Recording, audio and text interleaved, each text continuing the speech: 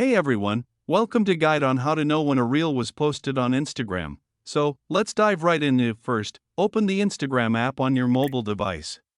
Make sure you're logged into your account. Next, find the reel you want to check.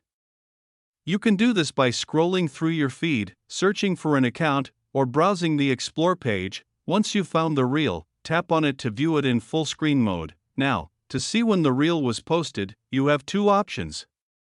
The easiest way is to check the caption area below the reel.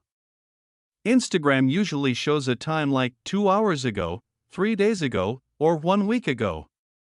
This gives you an idea of how recent the reel is. If the time isn't clear or you want more details, you can also tap the three dots in the top right corner, then select About this account.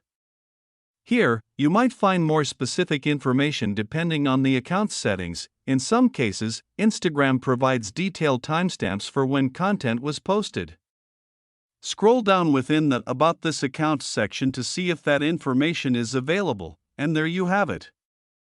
If you found this video helpful, don't forget to like and subscribe to our channel. Thanks for watching.